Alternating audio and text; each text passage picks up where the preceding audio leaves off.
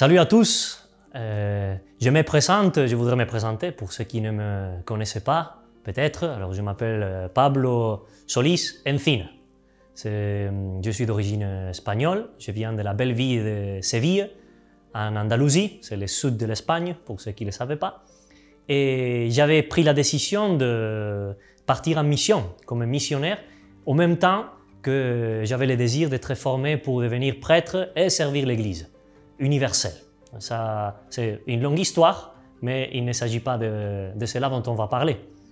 En venant ici sur le diocèse d'Avignon et être formé en 2011 sur le séminaire Redemptoris Mater, et j'étais ordonné diacre en 2019 après une belle formation académique au Studium de Notre-Dame de Vie et toute une formation aussi humaine et spirituelle que j'ai suivie au séminaire.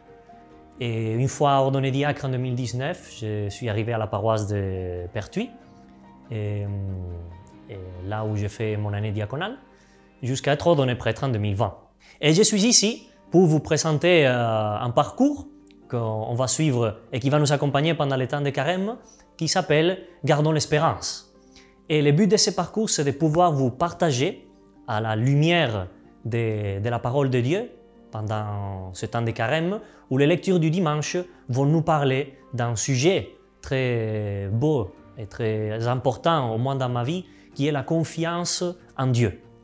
Et le but de ce parcours, ce n'est pas de vous faire une exégèse ou vous faire une explication et vous prêcher sur les paroles des messes de dimanche pendant le temps de carême, c'est simplement essayer de vous partager comment et de quelle façon, moi dans ma vie, j'ai vécu et j'ai pu incarner ces paroles qui nous sont proclamées.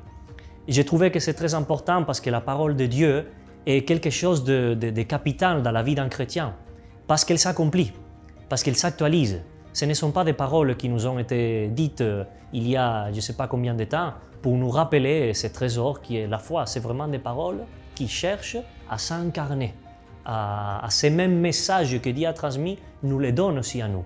Et cette parole, de même qu'elle s'est incarnée dans l'histoire d'un peuple, qui était le peuple d'Israël, et avec Jésus-Christ s'est incarnée dans une communauté, qui est la communauté chrétienne, qui est l'Église, et elle a pu s'incarner aussi dans ma vie.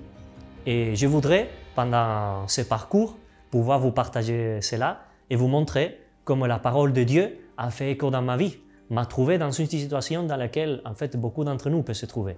Et comment Jésus-Christ, qui est le Verbe incarné, qui est la parole même de Dieu, a pu vivre aussi cette relation de confiance avec Dieu que chacun de nous est appelé à vivre aussi dans sa propre foi.